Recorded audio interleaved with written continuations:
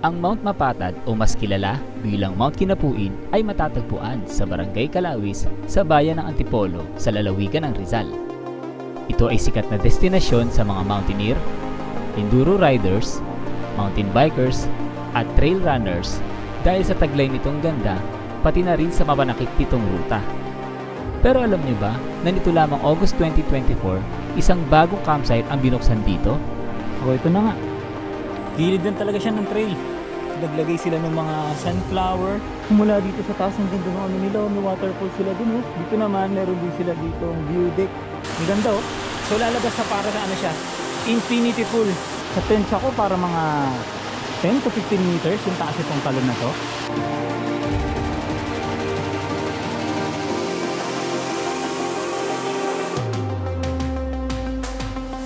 Sa lakwatsang ito ay muli nating babalikan ang Mount Kinapuin at sasadyain natin ang Campo General at ipapakita ko ang mga palatandaan at daan papunta sa nasabing campsite. Yung papunta pala sa campsite na sinasabi ko, meron dalawang daan no. Isa rin to sa magiging landmark ninyo yung tulay na to. Ito palang daan na to, medyo ingat kayo dito ha. Diretso ka sa ilog dito kapag nagkamali ka. Kaya ano pang hinihintay nyo? Tara! Lakwatsa na!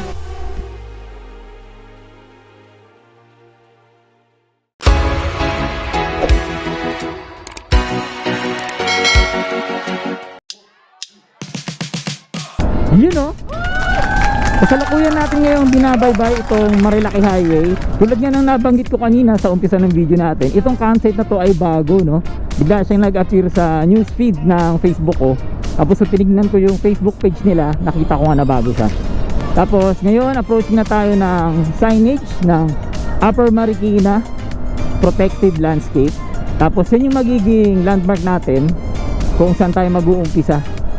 So ayan na yung ano ngayon, yung arko ng Upper Marikina. Pag nakita nyo yan, kakaliwa tayo, pasok tayo dito.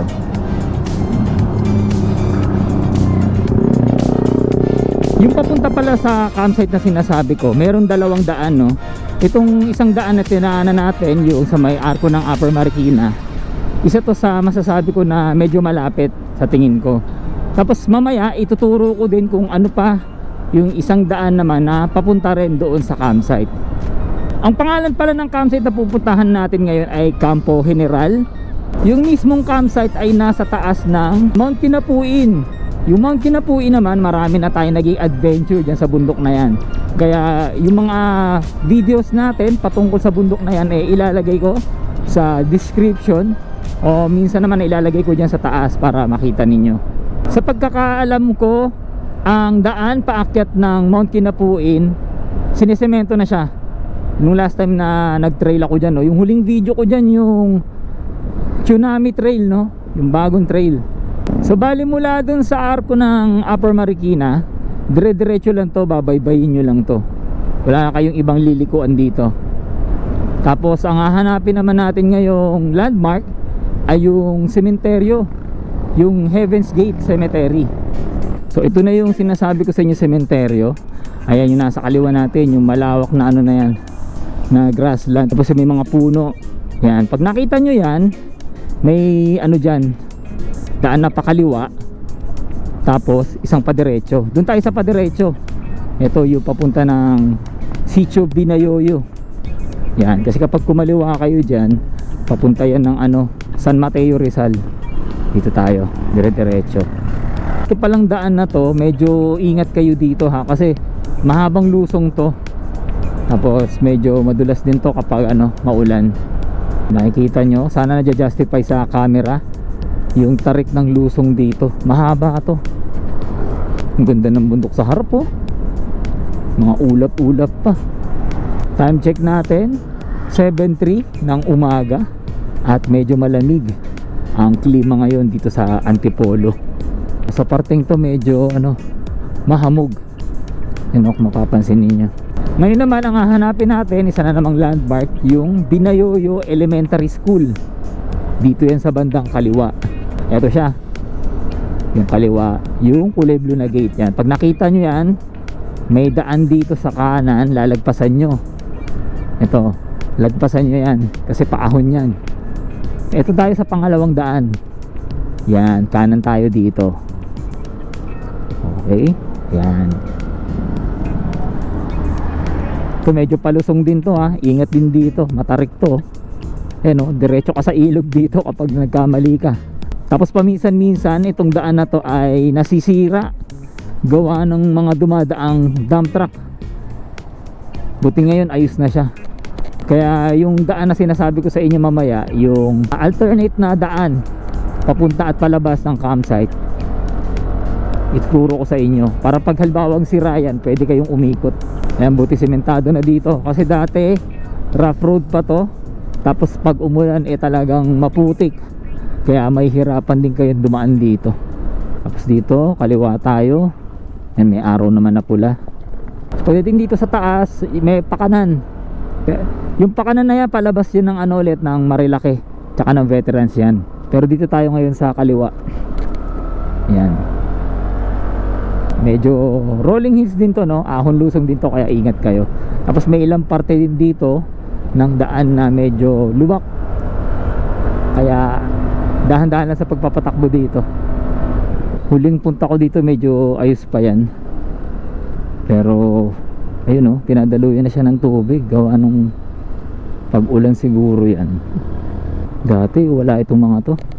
Kailan ba huling punta ko dito? Ang tagal na din. Ang huling daan ko dito kasama ko pa si Christine ng BTC Cycling. Ilang buwan na kaya yun. Tapos dito sa parteng to meron kayong makikitang ilog sa right side. Ito na yung ilog. Yan, isa rin to sa magiging landmark ninyo, yung tulay na to. Ayan yung ilog. Pwede maligo dyan, malinis yan.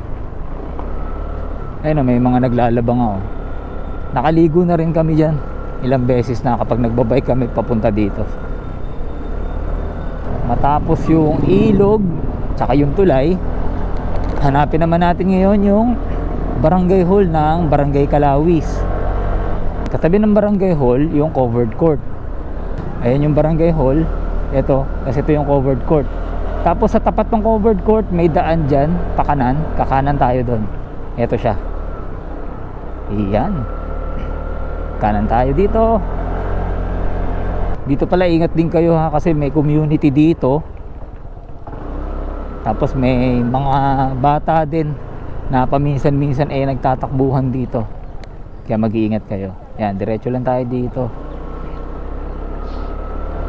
Yan. So kung halimbawa naman naliligaw kayo dito, tanong nyo lang kung saan yung papunta ng Mount Kinapuin. Medyo maayos na yung kalsada. Dati sa parting ito, landslide, laki.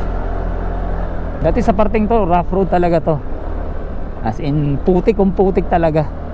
Pero yun ang ganda na ng daan. Ayun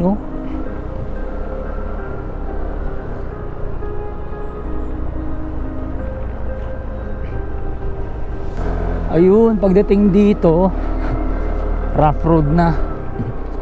Kaya to.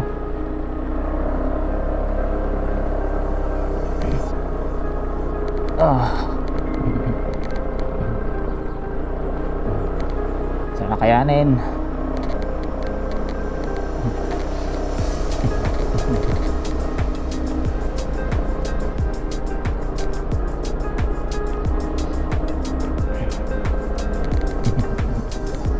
Rough road pa pala dito. Yun.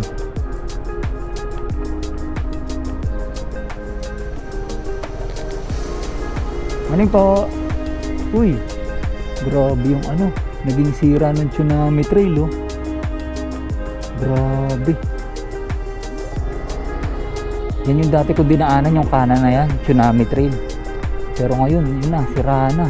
Pero yung daming landslide Pero in fairness, yung area na to simentado, pero dati rough road talaga to.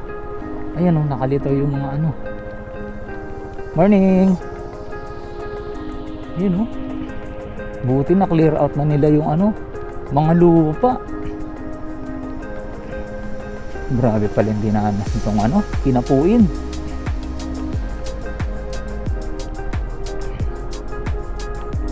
Uy, may tulay na din.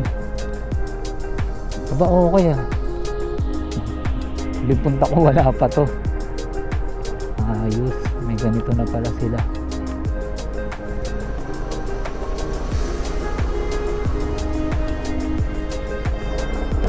Medyo mahaba-haba na rin yung sementadong daan. Hanggang saan kaya ito?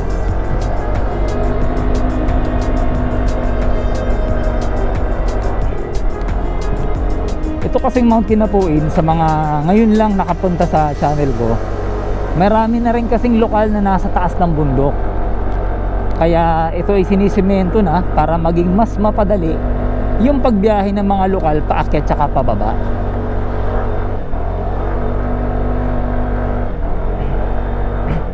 Ayun, hanggang dito na lang yung ano. Ay hindi, meron pa pala. Kayanin kaya? Kung kaya pa naman ng motor ko, kung kaya pa ni Raido. Hanggang dito ko na lang iiwan yung ano, yung motor.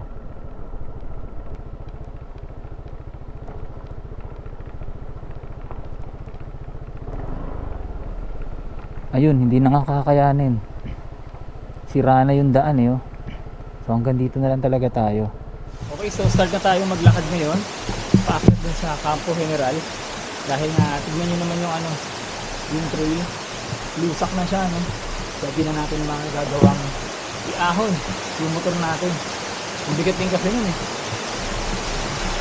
Tignan nyo, nagkaroon na ng falls. Alam nyo dati, itong area na to, hindi siya ganito na ano, malalim yung mga ruts, ganyan.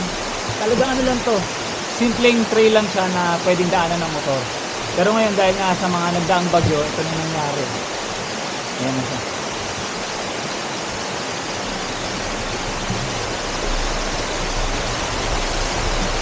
Nagkaroon na rin ng waterfalls. Ito dati mahina lang to.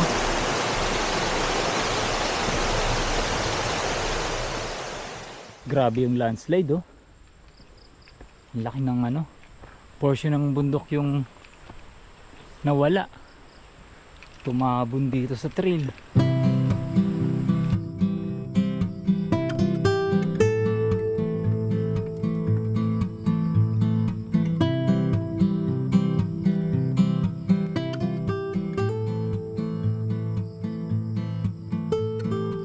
O yan, ito ngayon yung sitwasyon dito. Ang lalalim na ng mga rats o yung mga hukay na gawa ng pagdaloy ng agos sa tubig. May nakikita na akong mga banderitas or mga flag. Mukhang eto na yung ano, Campo General. Andun sa baba yung ano, yung daan na pinanggalingan natin. Ito, yan, grabe, taas na natin. Ito pa, oh, yun tayo galing. O ito na nga, ayun, oh, nakalagay Campo General. Gilid lang talaga siya ng trail. Ito, may upuan. Tapos may view deck na sila. Yun, may view deck din dun, oh. Okay, so nandito na ngayon tayo sa Campo General. Tapos ngayon, titignan natin kung ano yung mga structures na makikita dito. Mula dun sa baba, sa Barangay Calawis, pag akit nyo dito, may makikita agad kayo na lamesa, saka mga upuan. Ito pwede dito tambayan ng mga runners, bikers, at saka mga riders na umaahon papunta sa summit ng Mount Kinapuin. Tapos sa tabi niyan, makikita natin na may area dito na kung saan pwede kayo mag-picture. Tapos ang ganda-ganda ng view. Kapag dyan kayo, yan o, tamang angulo lang, panalo na yan. Tapos dito, sa tabi ng main gate ng Campo General, naglagay din sila dito ng view deck. Tapos merong ano, swing para sa mga gusto rin mag-picture-picture tsaka tumambay at magpahinga. At the same time, ito yung view. Yan o, ang ganda. Dito, pagpasok natin sa campsite, meron ditong kubo. Ang sabi ng mga katiwala dito, si Chris, ano daw yan, kubo siya nung owner nitong campsite. Ang ganda ng ginawa nilang ano dito, oh, hagdan. Tapos sa gilid naglagay sila ng mga sunflower na solar energy ang ginagamit. Ayan o, meron siyang solar panel. Ayan, ang galing. Dito naman meron din sila ditong view deck na nasa itaas ng sanga ng puno.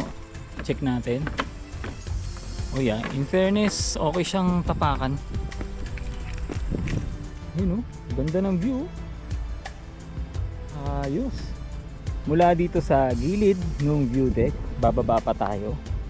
Dahil ang sabi ni Chris, meron pa daw mga accommodation na matatagpuan sa baba nitong campsite. Mga cabin daw yata yun.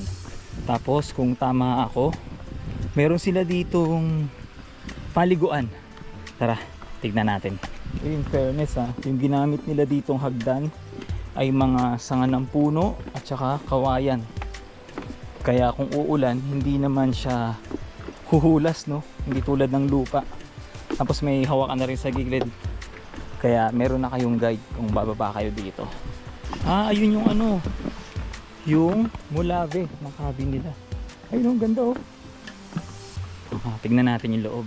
Yan, dito sa harapan ng mulave meron silang provided na lamesa tsaka upuan kung halimbawa gusto niyo magkape kung dito lang sa area na to. Tignan natin tong loob. Maliit lang siya. Tapos sa tingin ko ito ay good for 2. Yan, so mula naman doon sa mulave, meron ditong daan sa kanan. Paakyat sa isa na namang accommodation or cabin na medyo malaki-laki. Ito daw yung yakal. Uy, ang ganda oh. Malaki yung loob, malawak, tapos meron na siyang kulambong na ready. Ayan oh. So sa ngayon nakalagay mo na good for 2 na foam.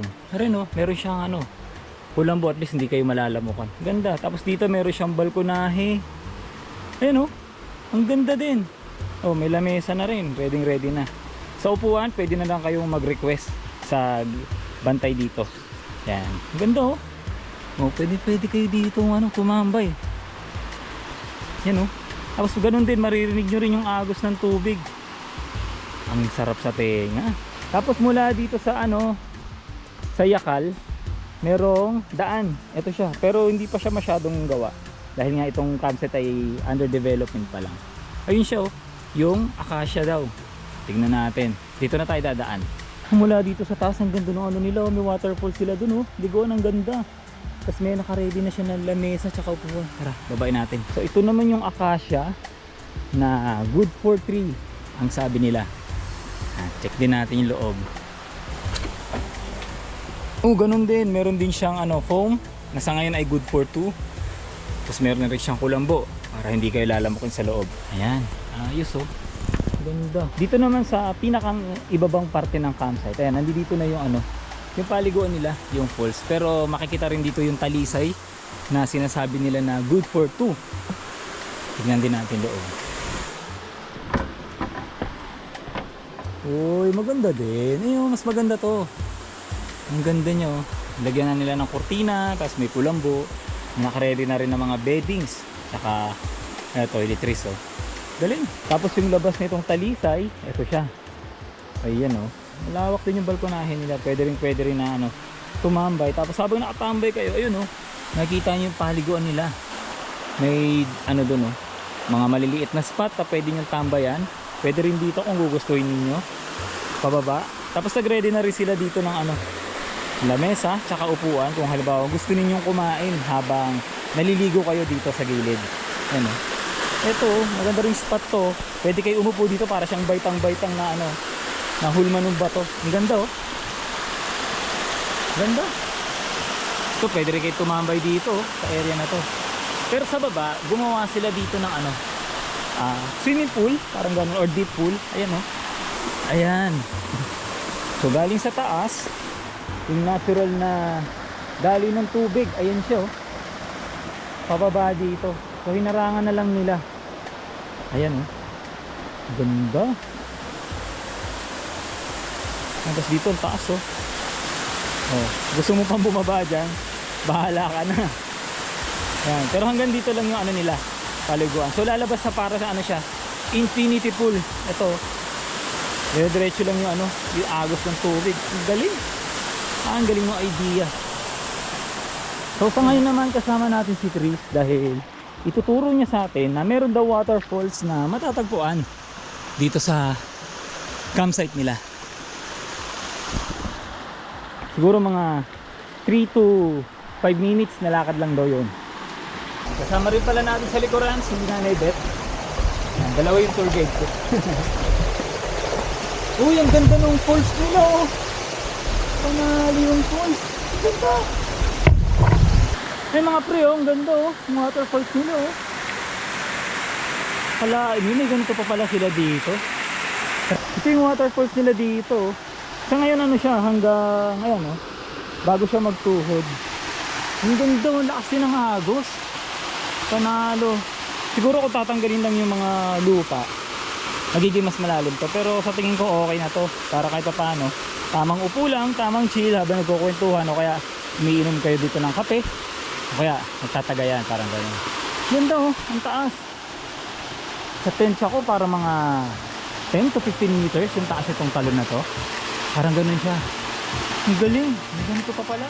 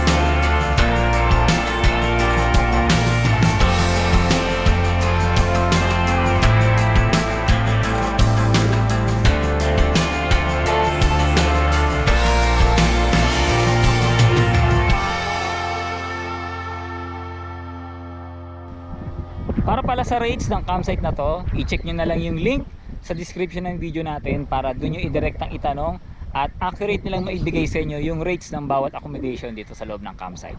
Okay, so yun na yung kabuuan nitong Campo General. At sa mga nagbabalak palang pumunta dito, may trekking no, mula doon sa pinag-iwanan natin ng motor kanina. Tapos, pagdating naman sa campsite, meron din silang ahon at lusong, no? Kaya dapat maging handa kayo doon. Medyo mataas yung mga aahunin, kaya ako medyo napapagod. Pahinga lang, makakarating din kayo sa taas. At saka sobrang sulit ng campsite. Maganda yung area nila, overlooking ng mga bundok. May malinis na tubig, no? Tapos may pagliliguan pa kayo doon. Tapos tahimik talaga.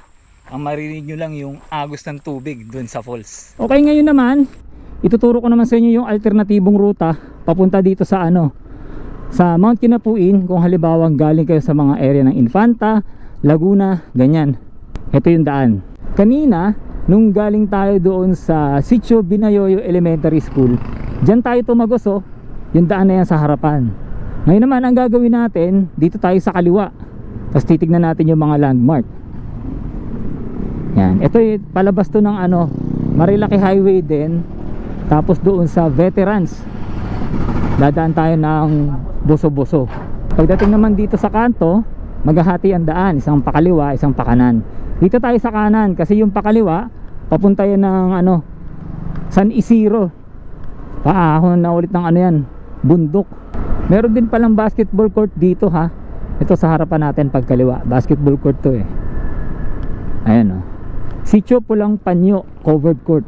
Ayan, isa rin yan sa gagawin ninyong landmark kapag dito kayo dadaan. So ito na ngayon yung dulo nung Kalawis Road. Ayan, pagdating nyo dito, ang palatandaan nyo naman dito, itong Icarus Construction Supply. Ayan o, tsaka Angel's Burger. Ayan, tapos kanan na dito, Ito na, Marilaki na. Kaliwa, papunta yan ng Infanta. Itong kanan, papunta ng Cubao. Ayan. Maraming salamat pala ulit kay Nanay Beth tsaka kay Chris, no? Sila yung nag-asikaso sa atin sa loob ng campsite. Sila yung mga mababait na staff nitong Campo General.